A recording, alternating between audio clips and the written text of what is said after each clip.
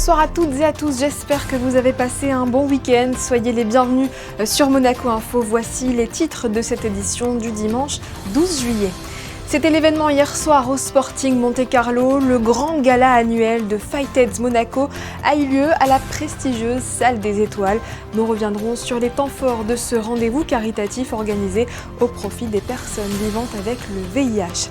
L'été est toujours l'occasion d'apprendre de nouvelles choses. À Monaco, l'Académie de la mer propose une formation de 2 semaines pour mieux comprendre les défis du Grand Bleu et ainsi mieux le protéger. Une de nos équipes était aux côtés des participants pour la remise de leur certificat. Moment marquant pour les jeunes et leurs familles cette semaine. Les résultats du baccalauréat sont tombés. Ils sont cette année encore excellents. Nous réécouterons le directeur de l'Éducation nationale, de la jeunesse et des sports, Jean-Philippe Vinci, que nous avions reçu aussitôt après mardi. Et puis un petit tour par la piscine du Port Hercule pour terminer. Un atelier d'initiation à la plongée a amusé petits et grands cette semaine. Prenez vos masques et vos palmes, on vous emmène faire vos premiers pas sous l'eau. Après Jean-Jacques Goldman, place à Freddie Mercury. Fightheads Monaco a rendu hommage hier à Queen en invitant le tribute band God Save the Queen lors de son dîner de gala annuel. La Salle des Étoiles a accueilli de nombreux donateurs de l'association présidée par la princesse Stéphanie qui accompagne et soutient les personnes touchées par le VIH. Retour en images avec Théo Schumer et Alex Savial. Pour son 22e gala annuel, Fightheads Monaco a choisi le thème de Queen. En hommage au célèbre groupe britannique dont le chanteur vedette Freddie Mercury avait été emporté par le sida à l'âge de 45 ans en 1991. Un symbole fort qui s'exprime d'abord dans le dress code que beaucoup de convives, fidèles de l'association et contributeurs, ont respecté à la lettre. Je suis le fils de Freddie Mercury. Avec la moustache, vous avez tout prévu, les lunettes, le petit... Mon nom est Gildas Mercury. J'adore, c'est pour la bonne cause. Donc je m'habille comme il faut pour faire honneur à ce gala qui est un gala d'exception. Vous êtes un habitué ? Un habitué, ça fait 20 ans. 20 ans qu'on vient au gala et qu'on est donateur depuis le début. Autour de la présidente de Fightheads Monaco, la princesse Stéphanie et de ses enfants, les donateurs ont bien entendu répondu présent, tout comme les bénévoles et toutes les parties prenantes de l'association, afin de continuer de faire écho à ces missions de sensibilisation du public et d'accompagnement des personnes vivantes avec le VIH. Avec tous les bénévoles, avec tous les membres du bureau, encore plus fort s'il vous plaît, on a besoin de vous, merci. Ma première mission, bien sûr, c'est la prévention, c'est l'information, c'est aller vers les autres. La deuxième mission, c'est le dépistage. Maintenant, on peut dépister à Fightheads Monaco, puisqu'on dépiste tous les jours les gens qui veulent venir dans des conditions d'empathie, dans des conditions de discrétion qui sont importantes. Et puis, on va vers les autres, c'est les fameux tests in the city que l'on n'a pas fait cette année pour différentes raisons. Et puis là, une de nos plus grandes missions, surtout, c'est d'accompagner les gens porteurs du VIH, tous ces gens qui sont quand même relativement fracassés par la vie, qui ont été fracassés par les traitements, fracassés par ce virus, et puis surtout fracassés sur le plan social par le rejet, la stigmatisation, et qui ont été mis à la marge. Donc on est là, on leur tient la main, que ce soit à Monaco, que ce soit à Carpentras. Premier gagnant. La soirée permet à la fois de conclure l'année, mais surtout d'ouvrir la suivante. C'est pourquoi la grande tombola reste de rigueur. De nombreux lots offerts par les prestigieux partenaires de Fightheads Monaco sont mis en jeu. Avec le prix du menu, le ticket pour participer permet ainsi à l'association de financer ses opérations. Ce soir, c'est Manel qui est chargé de la tombola. J'ai proposé une fois d'utiliser ce personnage pour tirer l'attention, parce qu'en soirée comme ça, nous avons besoin que tout le monde qui rentre, qui collabore avec nous, en achetant un ticket de tombola, parce que ça c'est un soutien pour continuer notre lutte et notre travail. Voilà.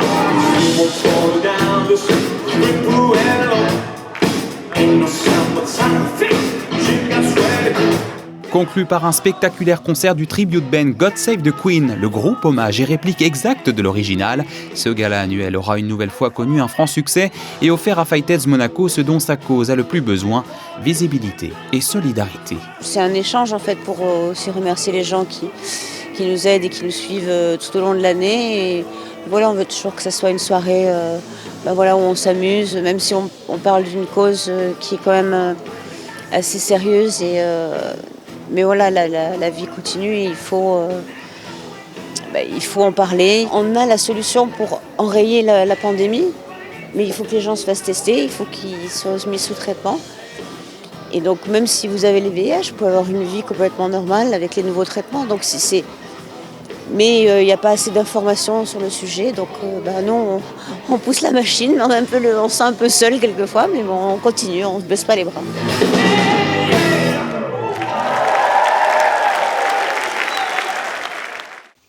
Et n'hésitez pas à vous rendre sur le site fightaidsmonaco.org si vous souhaitez vous aussi soutenir l'association. Mieux comprendre les défis de la mer pour mieux la protéger. Hier, au Novotel, les participants de la 3e promotion de l'Académie de la mer, baptisée Sainte-Dévote, ont reçu leur certificat après 15 jours de formation intensive. 3 domaines d'enseignement ont été abordés, scientifiques, juridiques et économiques géopolitiques. Les précisions de Gaëtan Lebrun sur les images de Marie-Ève B. Ils sont venus de différents pays et d'horizons professionnels variés, avec un objectif commun, approfondir leur connaissance du monde maritime. Au programme de cette formation, des cours à l'International University of Monaco, des visites d'institutions monégasques, des ateliers de cohésion, un colloque de clôture et un travail collectif. Les enseignements portent sur la protection des océans, la biodiversité marine, mais aussi le droit et l'économie maritime. Je viens du Portugal en faisant de la recherche sur l'océan en relations internationales, donc rapprocher un petit peu de l'Atlantique Nord et l'Arctique, et en même temps en faisant une recherche interdisciplinaire et multidisciplinaire bien sûr. Et donc cette formation représente un petit peu ce que je fais, et ça a été très agréable de pouvoir apprendre plus sur le thème de l'océan et l'interdisciplinarité de la formation aussi. J'ai souhaité justement participer à l'Académie de la mer de Monaco parce que je viens de Junil, ici de la mer des Caraïbes, donc c'est un espace qui me tient à cœur. Les enjeux océaniques, maritimes, c'est vraiment mon domaine de cœur d'expertise. Je travaille sur une algue invasive qu'on appelle les sargasses, qui est un fléau justement dans la mer des Caraïbes, dans l'Atlantique. Et donc pour moi, il était important de contribuer justement à ces enjeux de préservation des océans et justement d'objectifs de développement durable 14 en fait, qui justement était au cœur de cette 3e session de l'Académie de la mer de Monaco. Créée il y a 3 ans, l'Académie de la mer ambitionne d'accueillir chaque année une 40aine d'apprenants, une initiative qui renforce le rayonnement de la principauté dans les domaines de la mer et de l'environnement, tout en favorisant les échanges entre des professionnels venus du monde entier. Nous, notre ambition, c'est que quand ils repartent, et parfois dans des pays très lointains, jusqu'en Asie, etc., en Amérique du Nord, eh bien, ils repartent avec une vision de la principauté différente de celle qu'ils avaient peut-être en arrivant, et en y voyant un pays où on réfléchit et où on s'attache à phosphorer sur des questions fondamentales pour l'humanité tout entière. Une promotion qui repart désormais avec un certificat, mais aussi avec l'ambition de devenir à son tour un ambassadeur de la mer. C'était la délivrance mardi pour les terminales de la Principauté. Les résultats du baccalauréat sont tombés. Plus de 97% de réussite pour les séries générales et une très grande majorité de mentions. Le directeur de l'Éducation nationale, de la jeunesse et des sports, Jean-Philippe Vinci, était sur notre plateau aux côtés de Patricia Navarro pour commenter ce très bon cru et saluer l'engagement des élèves et des équipes éducatives. Entretien. Bonsoir Jean-Philippe Vinci. Bonsoir madame.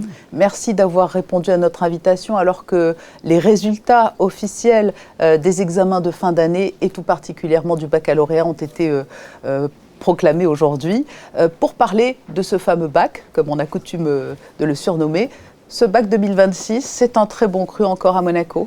Oui, c'est un très bon cru, des résultats excellents. On a 97,4% pour les séries générales. On a 73% de mentions, donc c'est même trop facile. Et on a surtout, on est très content, 53 mentions très bien, dont 6 avec félicitations du jury.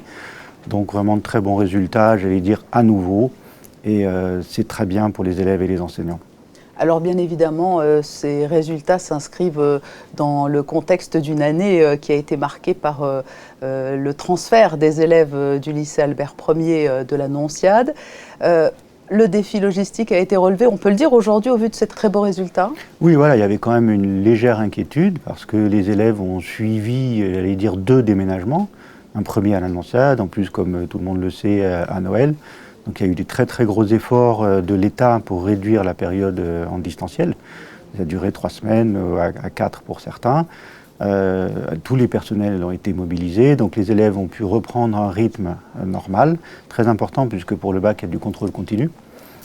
Donc tous les efforts qui ont été consentis, ils n'ont pas été minces, ont donné vraiment des résultats, puisque au final, très bons résultats. Et on peut s'en féliciter, et les personnels maintenant ont droit à des vacances. Puisque l'on parle du lycée Albert Ier, le chantier continue, les travaux sont toujours en cours, mais quel est le calendrier? La rentrée s'effectuera dans le bâtiment historique? Alors on a passé le baccalauréat au lycée Albert Ier dans des très bonnes conditions, notamment de température, puis c'était un peu l'actualité. Donc à la rentrée, effectivement, tous les lycéens retrouveront le lycée Albert Ier, rénové, magnifique, climatisé. Et je pense que tout le monde sera heureux de retrouver ce très beau bâtiment. L'enseignement supérieur, la poursuite d'études. Alors à Monaco, sans faute pour les BTS, 100% de réussite, il y a plusieurs filières.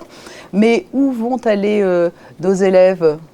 Alors au-delà du bac, parce que c'est vrai que les chiffres du bac chaque année sont très très satisfaisants, au-delà du bac, je suis très attentif à la poursuite des études.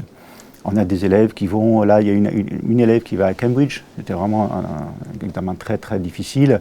LSI, la Bocconi, il y a même une élève qui s'est, j'allais dire, payé le luxe de refuser Henri IV.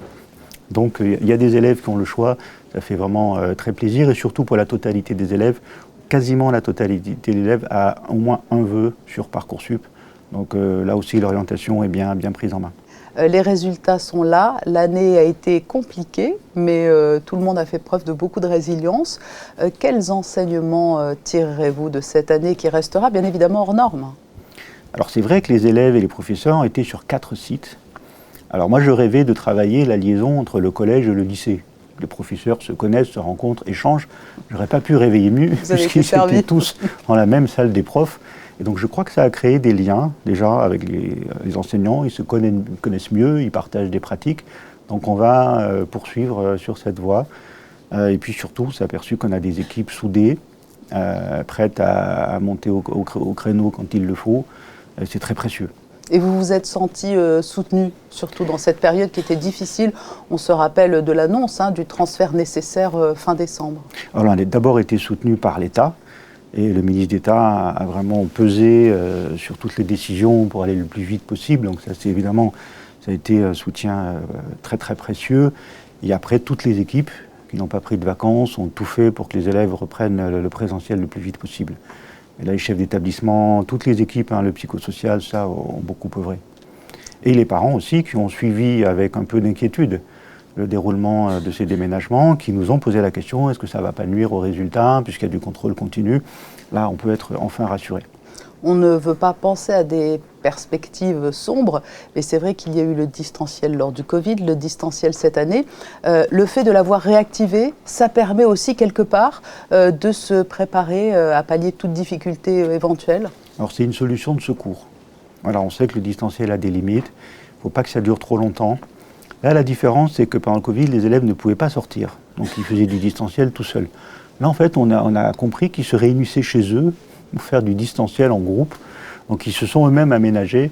Mais on sait que c'est des solutions précaires. Il ne faut pas que ça dure trop longtemps, parce que, évidemment, le rapport au professeur est essentiel. Ma dernière question se fera sous la forme d'un message que je vous propose d'adresser aux familles, aux élèves, aux enseignants après cette année hors norme. Et puis ces formidables résultats. Et alors que déjà, il faut songer à la prochaine rentrée 2026-2027. Je crois qu'on peut ce soir d'abord se féliciter, se rassurer aussi. Les équipes ont tenu bon, les parents aussi nous ont soutenus, les élèves ont bien travaillé, donc on peut être serein. L'année prochaine, il y aura un magnifique bâtiment qui va nous permettre aussi d'imaginer plein de choses. Et à la rentrée, vous verrez, il y aura beaucoup d'annonces, évidemment. On va essayer de maximaliser tout ce potentiel. Donc je dirais à chacun, surtout pour ceux qui sont en baccalauréat et qui nous quittent, vous allez pouvoir savourer aussi a posteriori tout ce que vous avez reçu à Monaco. Merci Jean-Philippe Vinci. Je me permets de vous souhaiter des vacances qui, je le sais, seront plus courtes que celles des élèves. Mais bonnes vacances tout de même et bravo pour ces beaux résultats de l'éducation nationale monégasque. Merci Jean-Philippe Vinci. Merci pour votre invitation. Période d'insouciance et d'audace par excellence, les années 80 sont au cœur de la Monaco Masters Show, l'événement de l'été de l'Opéra Galerie situé dans le carré d'or de la Principauté. Cette décennie est perçue comme un symbole de liberté culturelle, notamment aux États-Unis, avec l'essor de grands artistes. L'Amérique des années 80 de Warhol à Basquiat, c'est le titre de l'exposition présentée actuellement. La visite est signée Alban Gingembre et Camille Caloni.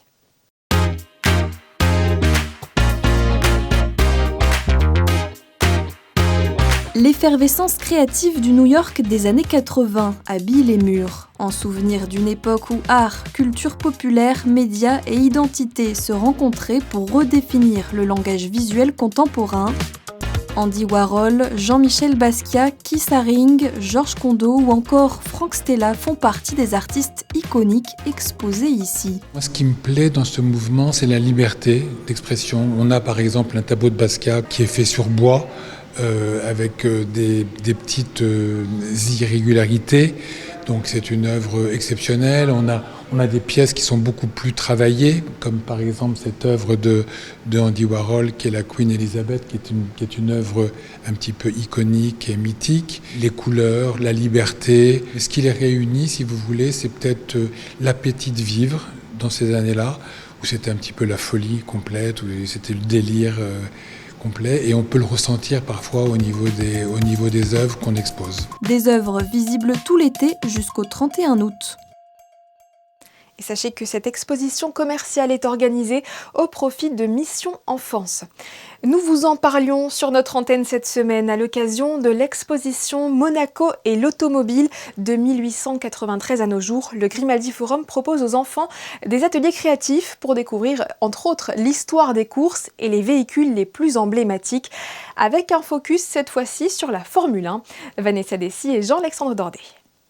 Créer, imaginer, dessiner. À l'occasion de l'exposition de l'été au Grimaldi Forum, les plus jeunes sont invités à découvrir les secrets du design automobile à travers des ateliers créatifs, une initiation ludique pour comprendre comment naissent les lignes des voitures qui font rêver. On travaille sur le design de l'automobile et l'évolution. Donc les enfants travaillent avec de l'argile et on passe au 3D. On travaille vraiment le volume avec les détails, les roues, les ailerons.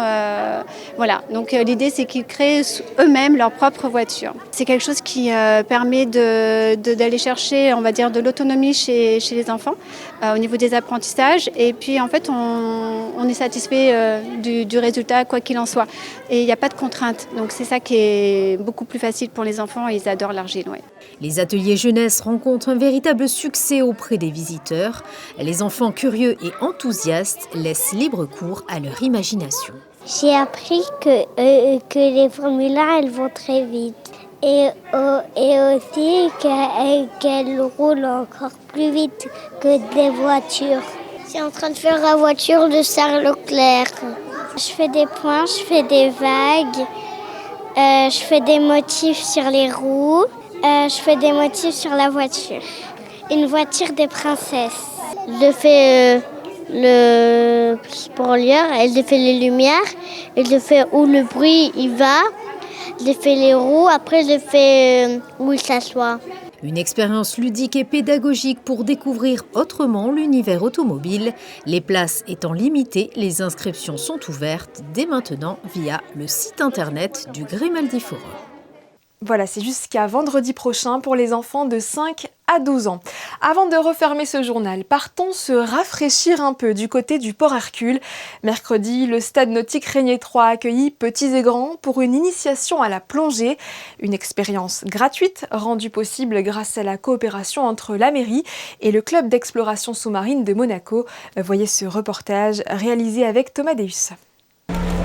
Masque ajusté, détendeur en bouche, bouteille sur le dos, les participants sont prêts à se jeter à l'eau.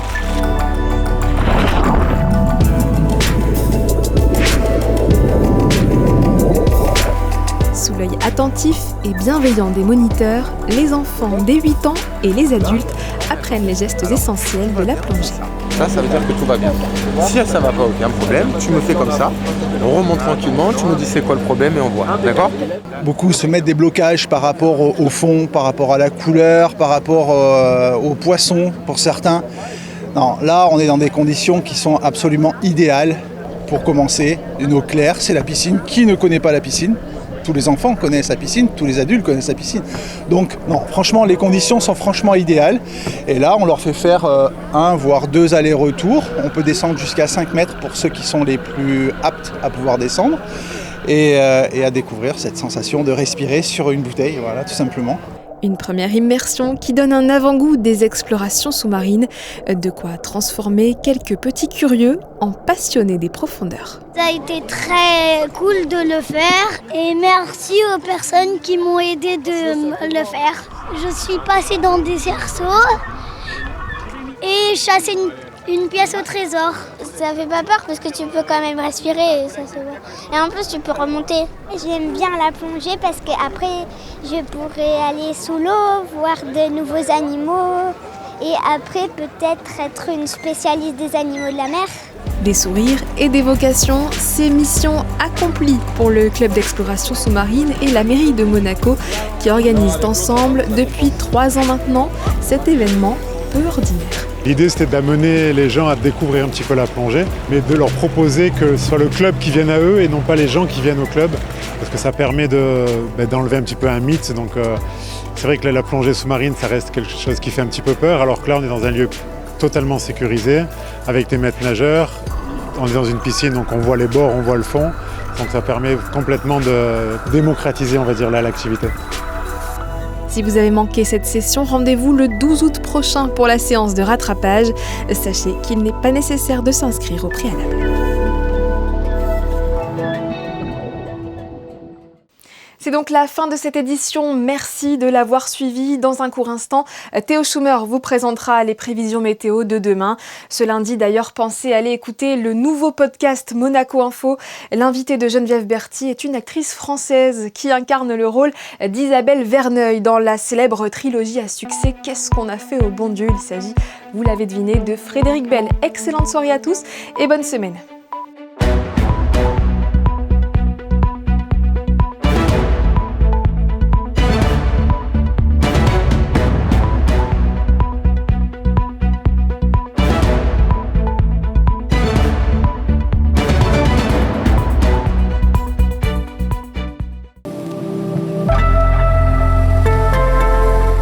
Bonsoir à tous, encore du beau temps et des températures élevées. Le département des Alpes-Maritimes reste en vigilance. La canicule est encore d'actualité, au moins jusqu'à mardi. À Monaco, on est relativement épargné, mais le climat reste assez lourd. Pour votre début de semaine, vous aurez du soleil toute la journée, avec quelques nuages, surtout l'après-midi.